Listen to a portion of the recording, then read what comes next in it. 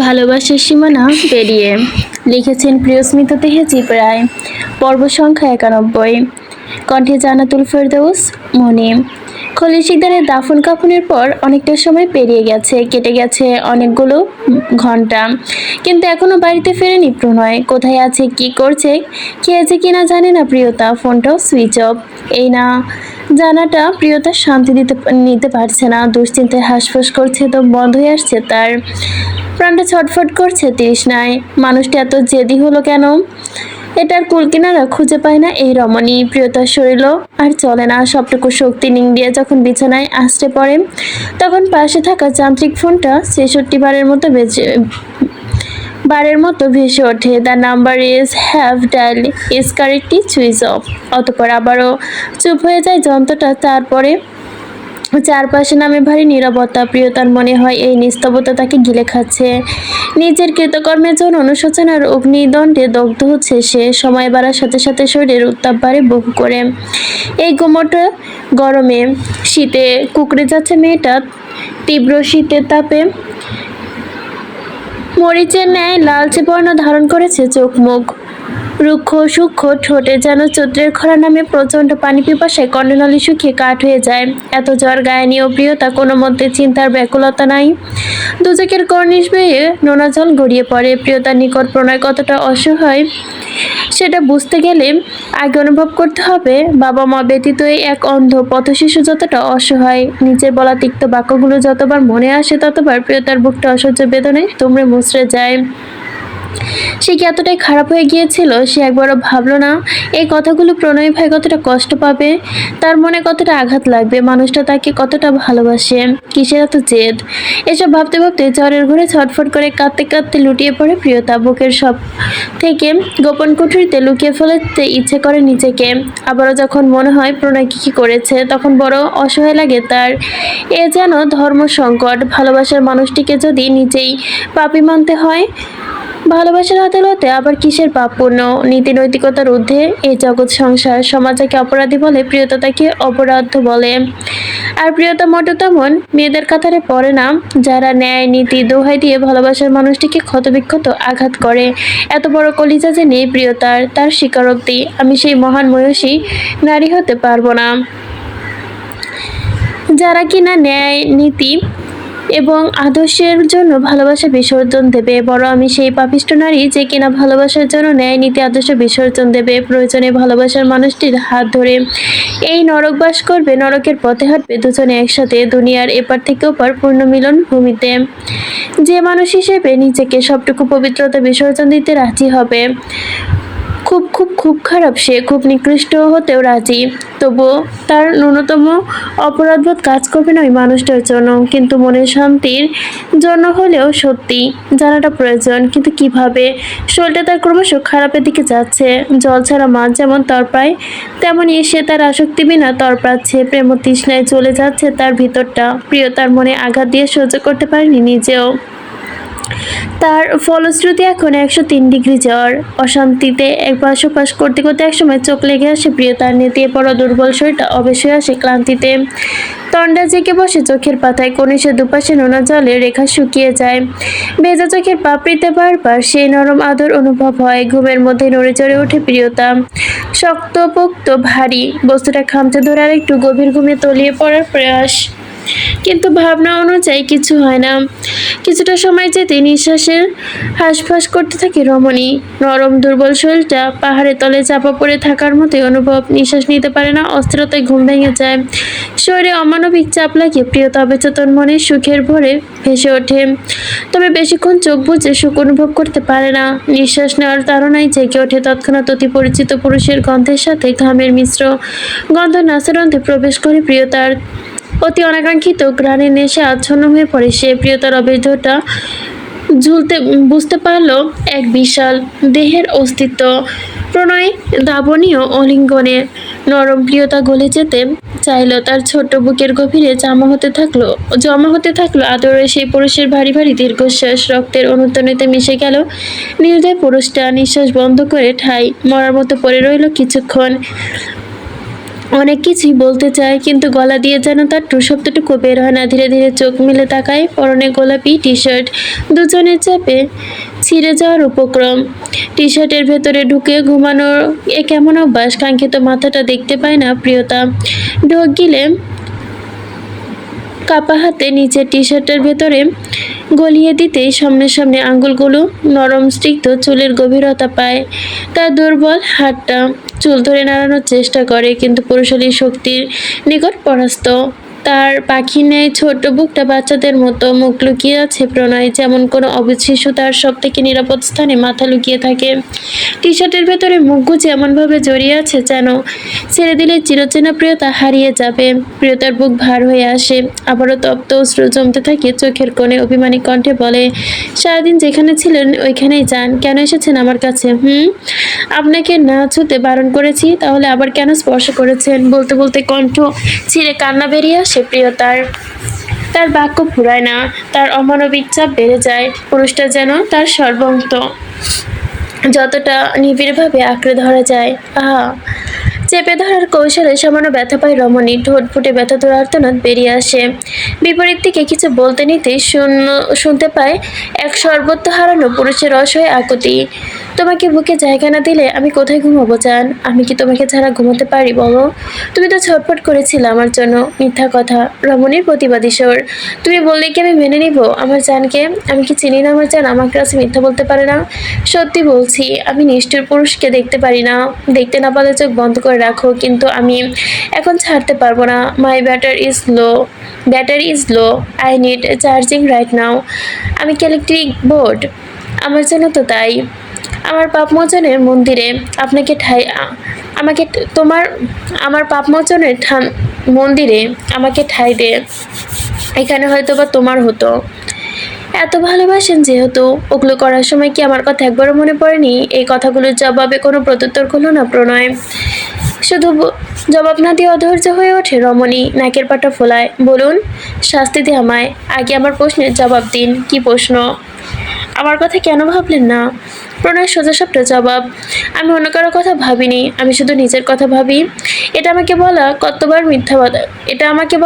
কততম মিথ্যা কথা, সব থেকে বড়। প্রণয় ভাই, জ্ঞান জ্ঞান করিস না, শান্তি পেতে দে। আমাকে অশান্তিতে নরকে ছুঁড়ে ফেলে নিজের শান্তি কামনা করছেন। পুড়ছি আমি, আপনি কি বুঝতে পারছেন?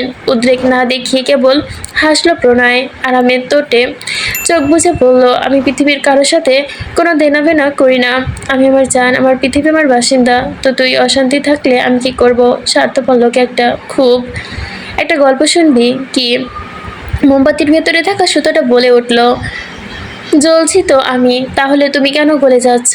তখন উত্তরে মোমবাতি বলে, হৃদয়ের ভেতরে যাকে জায়গা দিলাম সে যদি জ্বালিয়ে দেয় চোখের পানি তো পড়বেই। কত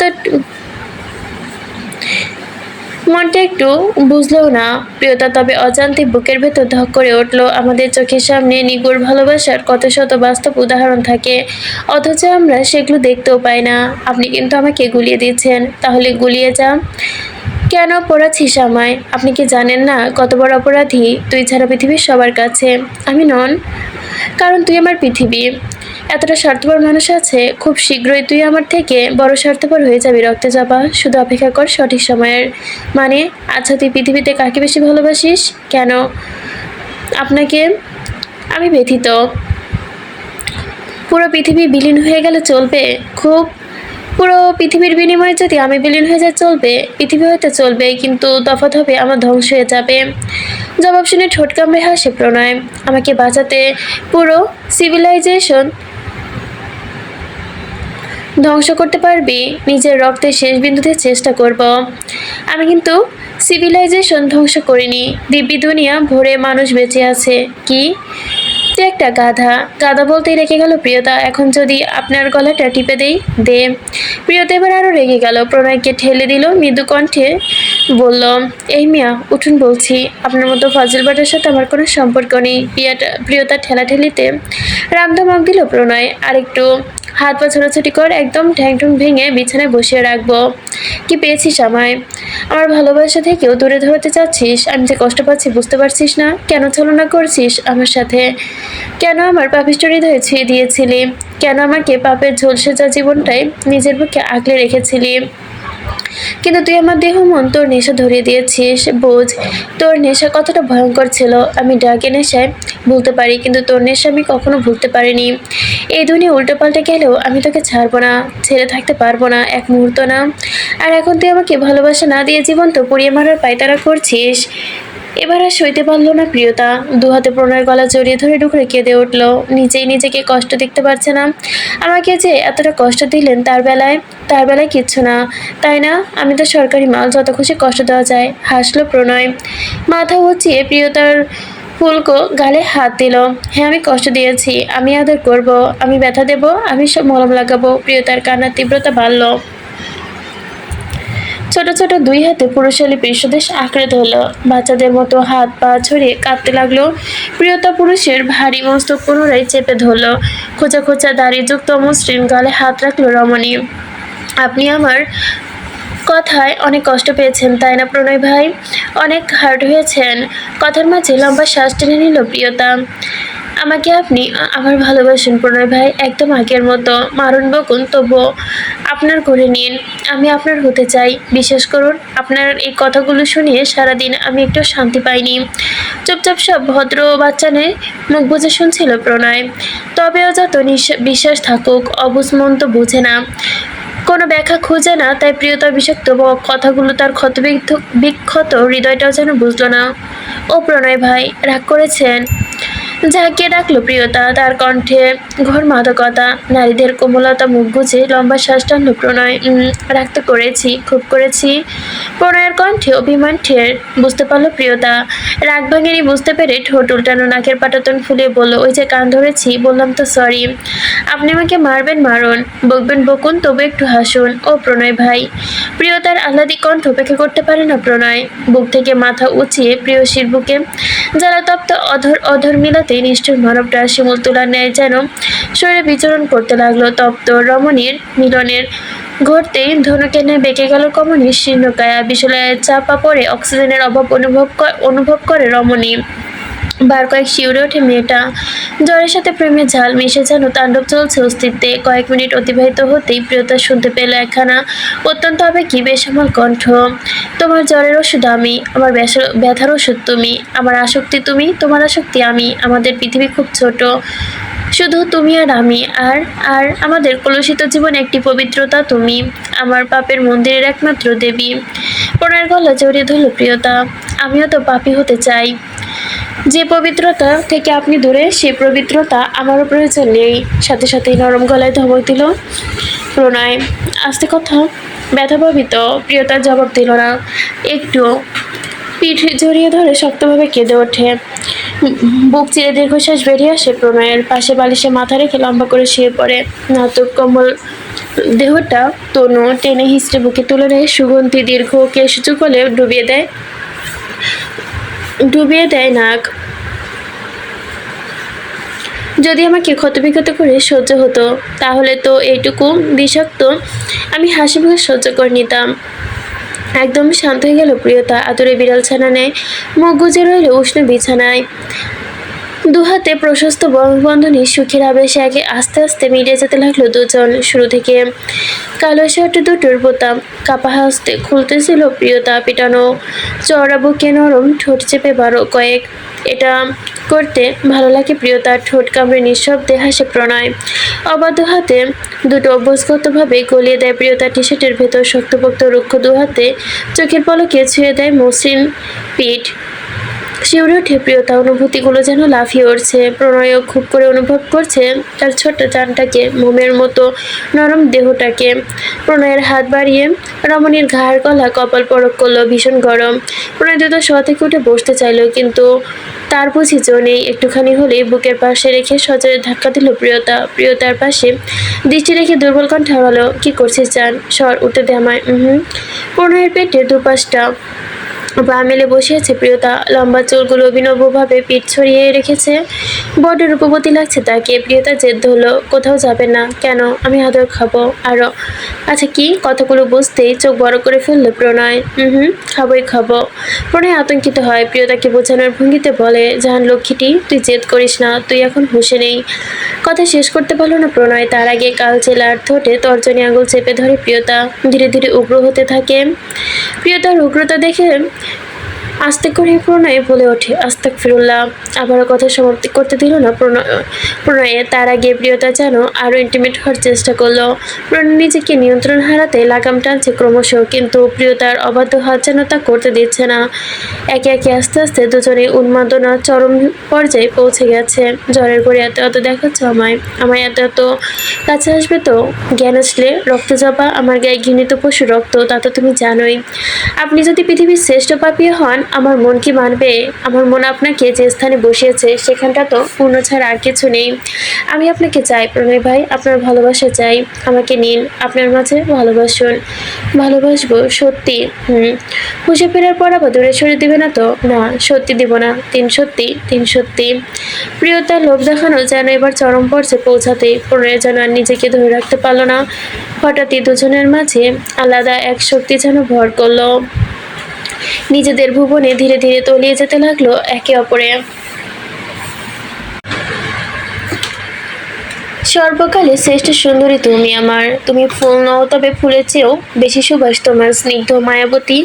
দেওয়ালে টাঙানো 48x72 আর্ট ফ্রেমের দিকে একদৃষ্টে তাকিয়ে নির্দ্বিধায় কথাগুলো বলে ফেলল শুদ্ধ। তার ধূসর চোখের মণিতে বিদ্যমান প্রগড় মুগ্ধতার রেশ। ছবির বড় নিখুঁতভাবে এঁকেছে সে তার জীবনের শ্রেষ্ঠ শিল্পকর্ম। কোনো প্রফেশনাল আর্টিস্টের চেয়ে কোনো অংশে কম নয়। ছবিতে বন্দি রমণীর নীল চোখ দুটো যেন সামনে দাঁড়ালে পুরুষটাকে শিকল দিয়ে বেঁধে রেখেছে আষ্টে পিষ্টে। দুহাতে বুকে ভর করতে আর চোখে চোখ ভর করলো। অবুঝ কায়ার দিকে তাকিয়ে থেকেই অনুভব করলো কিছু একটা।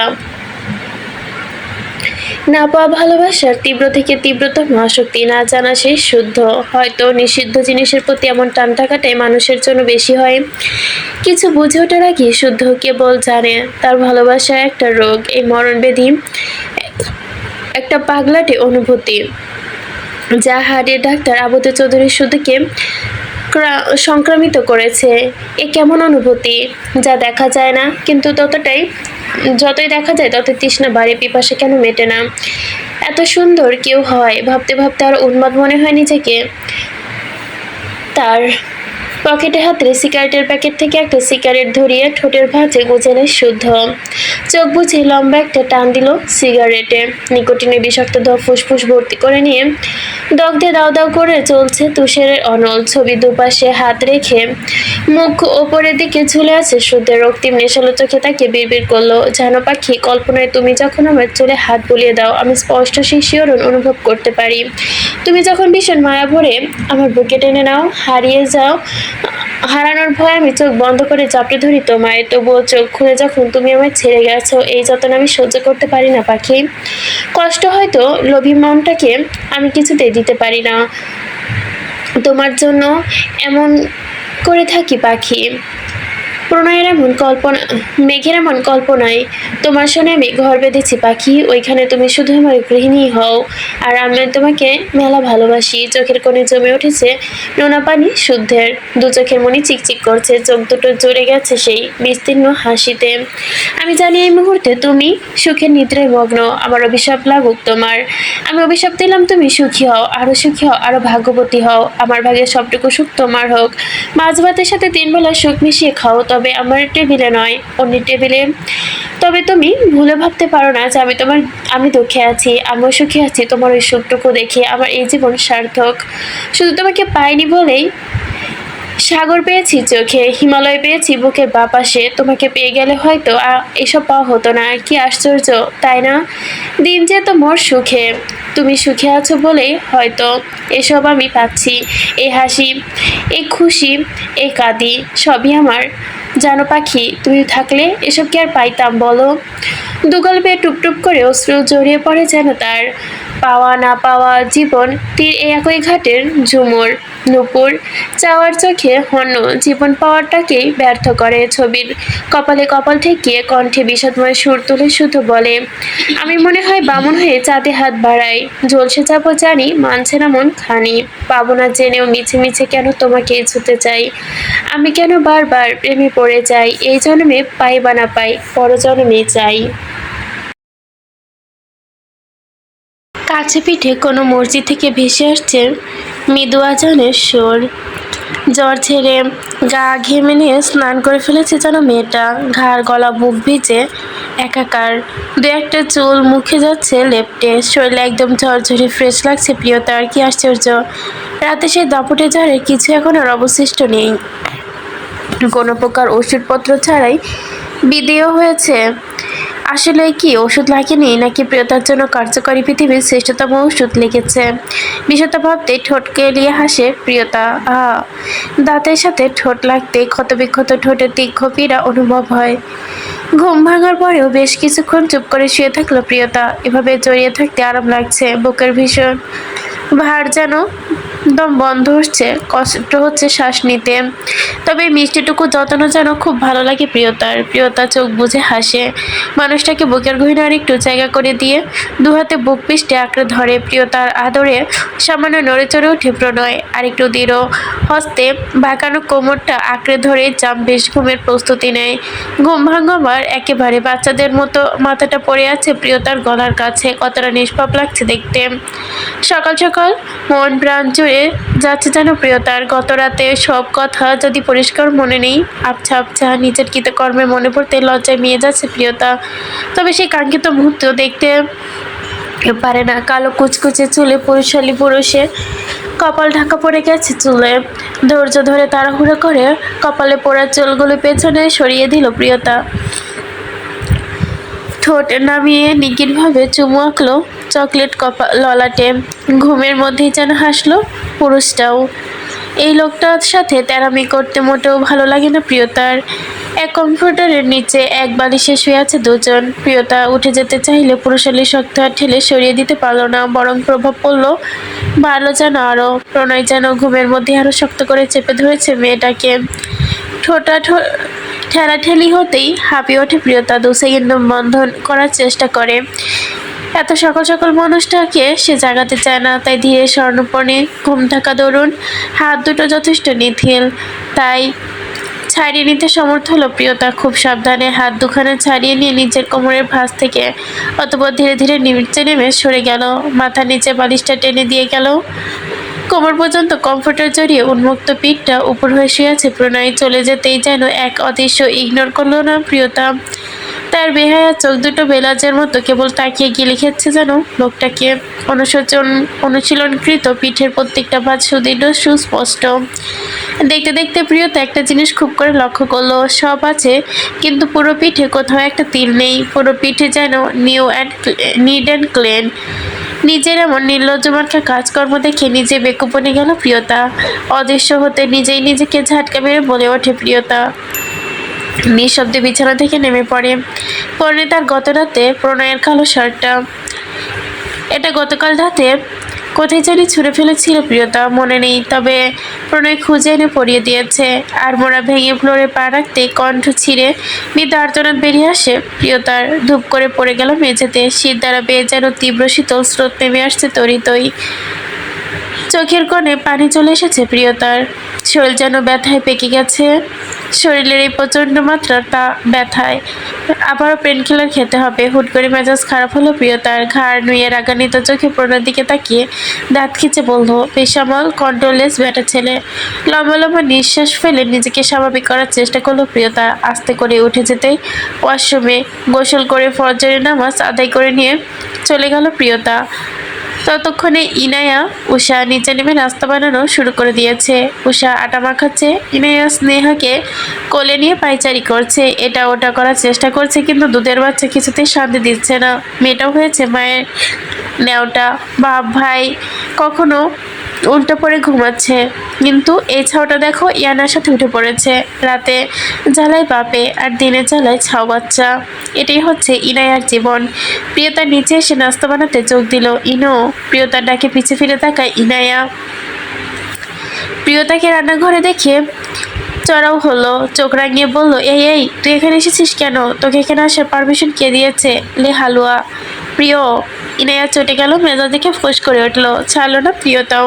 একটু তেল দিয়ে নরম গলায় বলল, মেরি মা কিয়া হুয়া, এমন এক্সপ্রেশন দিচ্ছিস কেন? তুই আমার মেয়েটাকে আমার কোলে দে। বলে স্নেহাকে ছুঁয়ে মেরে কোলে তুলে নিল প্রিয়তা। কোলে নিয়ে ফুলকো ফুলকো গালে কষে কষে খান কনেক 10 চুমু দিল। আদরে গলায় গদ গদ করে বলল, আমার মাটা, আমার বাচ্চাটা, আমার বাবুটা, ও লেলে, একদম আমার মতো হয়েছে রে। ফুবির কথায় স্নেহা যেন কতটা বুঝলো কে জানে। চোখ পিটপিট করে খুশিতে খিলখিল করে হেসে উঠলো। ইনাই এবার রেগে আগুন। কোমরে হাত রেখে শাশুড়ি শুয়ে বলে, এই তুই এই অবস্থায় রান্নাঘরে কেন? আর এত সকালে পাকামো করে উঠেছিস কেন? এসব করার জন্য তো আমরা আছি, তো রেস্ট প্রয়োজন, যা তুই। প্রিয়তা মুখ তেতো করলো, নাকের পাটা ফুলিয়ে জবাব দিল, আমি কি রোগী? রোগী হতে যাবি কেন? রোগী আমি, আর তুই তো মহারানী। এই তোর আক্কেল কোথায়? তোর না বাবু হবে? এই সময়টা কেমন সেন্সিটিভ জানিস না? রান্নাঘরে মাছ মাংস এটা ওটার গন্ধে ইরিটেশন হবে। উষাও পাশ থেকে মাথা দুলিয়ে বলল, হ্যাঁ পিয়পু, আমরা আছি তো। প্রিয়তা ওদের কথায় দুপাশা পাত্তা দিল না। সিয়াকে কোলে নিয়ে ফ্রিজ খুলে দুধ ফ্রুটস সব বের করলো। প্রিয়, চেঁচিয়ে উঠলো ইনায়া। ধুর, বেশির গলায় ঘ্যান ঘ্যান করিস না তো। তোকে যে আমার ভাইটি কিভাবে সহ্য করে, আমি হলে তো ব্যবসা শেষ করে মাঝরাতেই তালাক দিয়ে দিতাম। নে আমার মাকে কোলে নে। বলে স্নেহাকে আবার ইনায়ার কোলে দিয়ে দিল প্রিয়তা। স্নেহার গালে বড় করে একটা হামি খেয়ে বলল, আমার মিষ্টি বাচ্চা। প্রীতমের মতো বাদরামি করতে দেখে দীর্ঘশ্বাস ফেলল ইনায়া। আর কিছু বলল না, বলেও লাভ নেই। সে বেশ জানে ঘাটতারা ভাই বোনেরা। প্রিয়তা গ্যাস অন করে পাতিলে দুধ ডিম সেদ্ধ বসালো। 4-5টা ব্রেড পিনাট বাটার লাগিয়ে সুন্দর করে প্লেটে গুছিয়ে রাখে। কয়েক পদের ফল কেটে প্লেটের উপর রাখলো। অ্যাভোকাডো ম্যাশ করে 2-3টে অ্যাভোকাডো স্লাইড পাঠালো। দুধ ফুটিয়ে এনে 1 গ্লাস কুসুম দুধ গরমে গ্লাসে ঢেলে নিল। ডিম দুটো সেদ্ধ করে এনে খোসা ছাড়িয়ে মাছ বরাবর কেটে 2 ভাগ করে প্লেটে তুলে রাখে। সবকিছু প্লেটে সুন্দর করে সাজিয়ে রান্নাঘর থেকে বেরিয়ে যেতে ইনায়ার পানে তাকিয়ে ঢেকুর মেরে বলল, হিহি, এগুলো আমার জামাইয়ের জন্য, তোমাদেরটা তোমরা বুঝে নাও, টাটা। বলে সুরসুর করে উপরে চলে গেল প্রিয়তা। ইনায়া মুখ ঝামটা মারল, বিড়বিড় করে বলল, ভাই বোন দুটি সেলফিশ। প্রিয়তার রুমে এসে দেখতে পেল প্রণয় এখনো ঠিক আগের ন্যায় একইভাবে ঘুমিয়ে আছে। মনে হয় এক চুলো নড়েনি। এক পলক ঘড়ির দিকে তাকালো, সকাল 7:15। বেলা অবধি এমন নবাবে ঘুম। সকাল সকাল মেজাজ চড়ে গেল প্রিয়তার। স্বামীর পানে কিছুক্ষণ তাকিয়ে থেকেই দাঁত কিরমির করে বলল, জমিদারের জমিদার ঘুম ফুরায় না, জমিদারের খিদেও পায় না, কিন্তু প্রণয় কোনো হেলদোল নেই। হাতের ট্রেটা সাইড টেবিলে রেখে ধপাস করে বসে পড়ল প্রিয়তা। সাহেব, আপনার এই রাজকীয় নিদ্রা কি শেষ হবে, নাকি পানি ঢেলে আপনাকে 7 গহনে ঘুম ভাঙাতে হবে? শুনছেন আপনি? প্রণয়ের মন নিষ্প্রিয় শুনে যেন মেজাজ সপ্তমে চড়ে গেল প্রিয়তার। উঠুন। সকাল সকালে ভাবে ডাকাডাকিতে চরম বিরক্ত হলো প্রণয়। ঘুম ভেজানো চোখে ভুরু কোচকালো। ঘুম জড়ো আদো আদো কণ্ঠে শ্রমে মিশিয়ে পড়লো, চালাস না তো ময়না পাখি, আর একটু ঘুমাতে দে। গত 2 দিন তোর ওইভাবে একটু ঘুমাতে পারিনি। এখানে মধুর কথায় মায়া হলো না যেন প্রিয়তার। অন্য সময় হলে হয়তো গলে পড়তো। আরে তেতে উঠে বলল, শেষবারের মতো বলছি, আপনি উঠবেন নাকি আমি পানি ঢালবো? পানি কেন ঢালবি? আমার আল্লাহ দিব থেকে তুই দিন দিন কুটনামি বউ হয়ে যাচ্ছিস। আপনি উঠবেন? এমন ধমকি শুনে যেন মটকা মেরে পড়ে রইল প্রণয়। ফিরে সোজা হয়ে শুতেই ঘুম ঘুম চোখ দুটো মেলতেই চোখের সামনে দণ্ডায়মান ছোট ছোট আদর এক নারী মূর্তি। রাগে যেন তাকে আরো সুন্দরী ও মায়াবী লাগছে। রোজ প্রভাবেতে এমন সুমধুর দৃষ্টি দেখতে কার না ভালো লাগে? ঠোঁট ঠেলে হাসলো প্রণয়। অভ্যাসত আদো ঘুমের মধ্যে রমণী কোমর টেনে ধরে হ্যাঁচকে টেনে নিচের উপরে ফেলে রমণীর ভেজা চুলে গভীরে মুখ ডুবিয়ে দিয়ে আবেশিত কণ্ঠে আওড়ায়, বউ বউ ডাক পারি, বউ তুমি কার বাড়ি, আয় রে বউ বুকে আয়, তোর জামাই রে মশাই খায়। উফ নাটক। প্রিয়তা মুখ ফুলিয়ে বুকে ঘুরিয়ে নিতেই ধাক্কা দিল।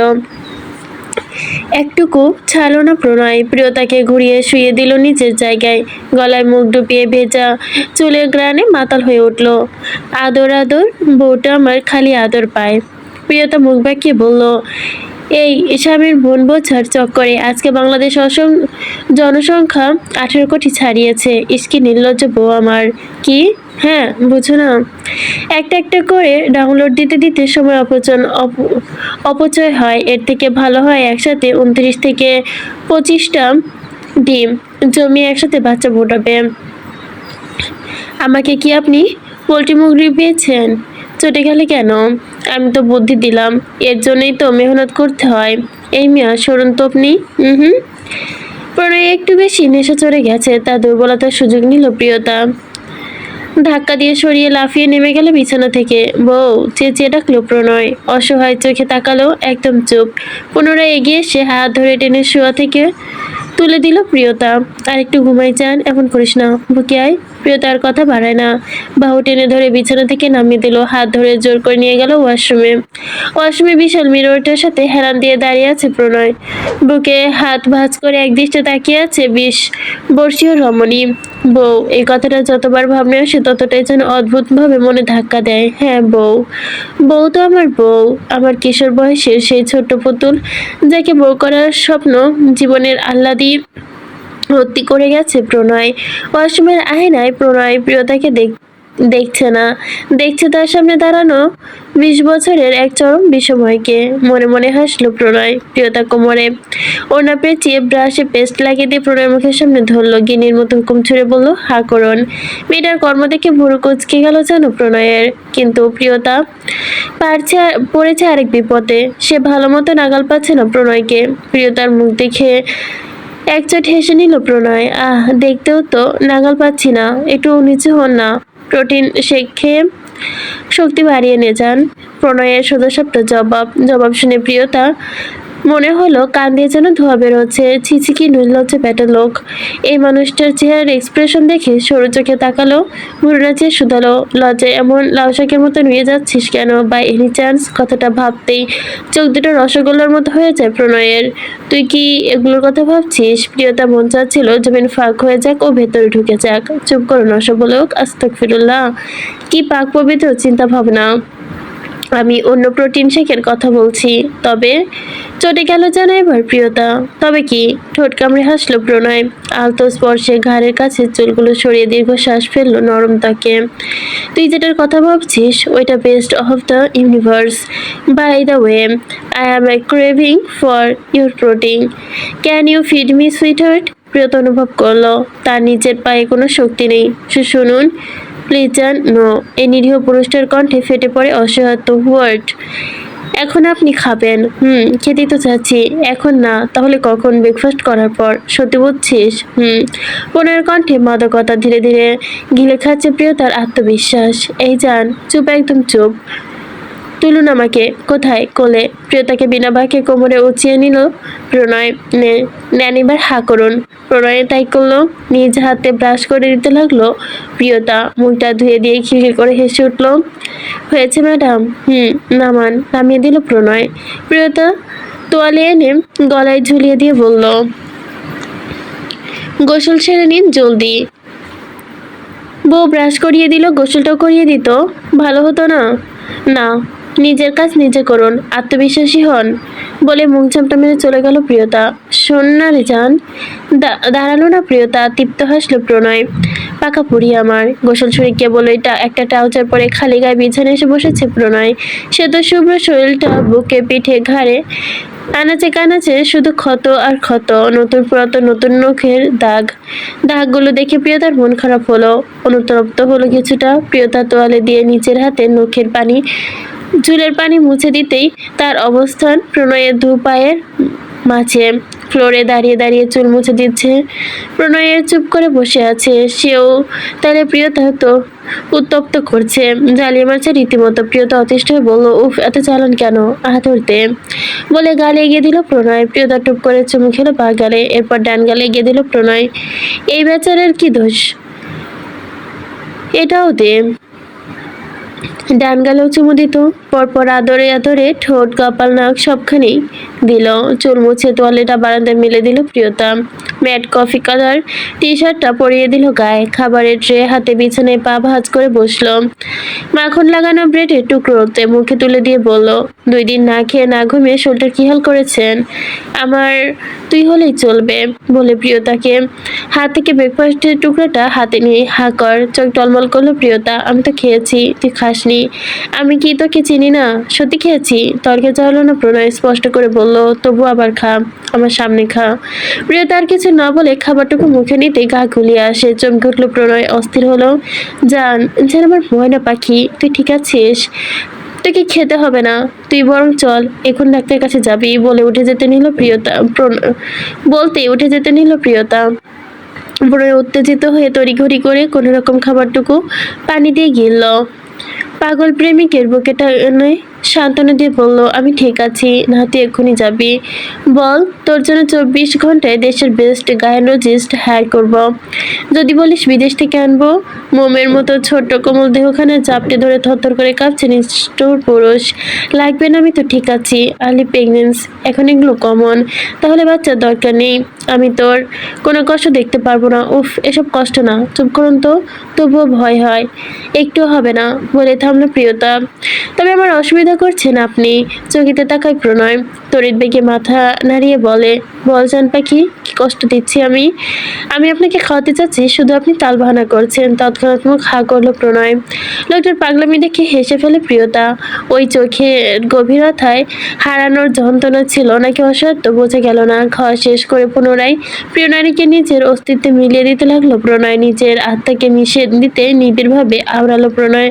কখনো খুব খারাপ লাগলে তুই আমাকে নিজের হাতে শেষ করে দিতে পারিস জান, কিন্তু তোর ভালোবাসার ভাগ কখনো বঞ্চিত করিস না। তোকে হারিয়ে ফেললে আঁকড়ে ধরার মতো মৃত্যু ছাড়া আর কিছুই থাকবে না আমার। তোর যে কোনো অবস্থাতেই আমার চাই, তোর প্রেম চাই, তোকে চাই।